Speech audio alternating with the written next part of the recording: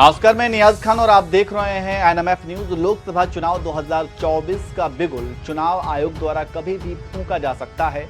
सिर्फ तारीख का ऐलान होना बाकी है। उसके बाद से सभी राजनीतिक पार्टियां खुलकर चुनावी मैदान में उतर आएंगी। लेकिन उससे पहले ही कांग्रेस को जितने झटके लगे हैं, इससे तो साफ हो गया है कि मोदी ब्रांड के सामने विपक्ष का टिक पाना बहुत ही मुश्किल काम है। भले ही विपक्ष महागठबंधन के नाम पर एकजुट दिख रहा हो, लेकिन इसमें भी जिस तरह से सेंध लगा है, इससे पूरा विपक्ष सख्ते में है। राहुल गांधी भारत जोड़ो न्याय यात्रा के माध्यम से लोगों को जोड़ने की कोशिश तो कर रहे हैं, वहीं प्रधानमंत्री मोदी सिर्फ एक दौरे से ही राहुल गांधी की पूरी मेहनत पर पानी फेर देते हैं। मणिपुर से राहुल गांधी ने न्याय यात्रा की शुरुआत की थी। बंगाल, बिहार होते अब मध्य प्रदेश पहुंचे हैं। वहीं प्रधानमंत्री मोदी पीछे से बंगाल पहुंच गए और उसके बाद बिहार भी अब प्रधानमंत्री मोदी पहुंच चुके हैं और वहां पर भी महफिल लूट ली है। और इसके अलावा पीएम मोदी की कई रैलियां भी लाइनअप हैं। कहने का मतलब यह है कि लोकसभा चुनाव में गठबंधन को कैसे राजनीति के मैदान में चित करना है, बीजेपी ने पूरी तैयारी की हुई है। इस वीडियो में हम आपको कुछ ऐसे राज्यों में बीजेपी की प्लानिंग के बारे में बताएंगे जहां विपक्ष को बीजेपी नाको चने चबवा सकती है। सबसे पहले तो इसमें यूपी शामिल है, उसके बाद हरियाणा, मध्य प्रदेश और राजस्थान।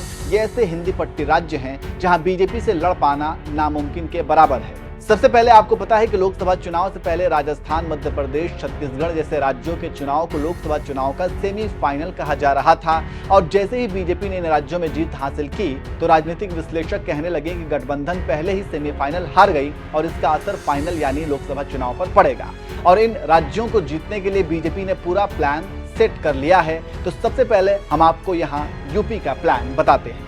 आपको पता है कि दिल्ली का रास्ता यूपी से होकर गुजरता है। यूपी में 80 लोकसभा सीटें हैं और चुनाव से ठीक पहले बीजेपी के साथ राष्ट्रीय लोक दल, सुभाषपा, अपना दल एस और निषाद पार्टी आ गई हैं।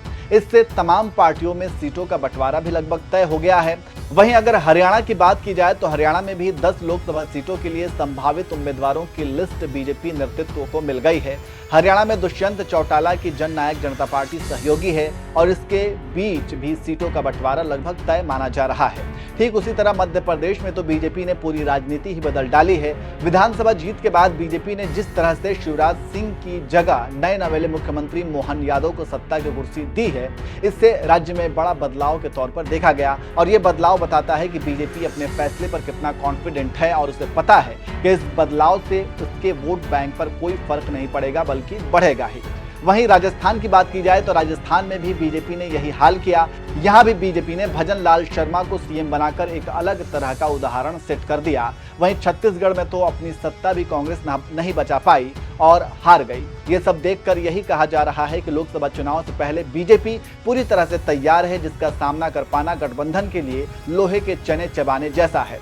वैसे आपको क्या लगता है, इस बार बीजेपी ने जो नारा दिया है कि अब की बार 400 पार, क्या इस जादुई आंकड़े को बीजेपी पार कर पाएगी? कमेंट करके जरूर बताएं।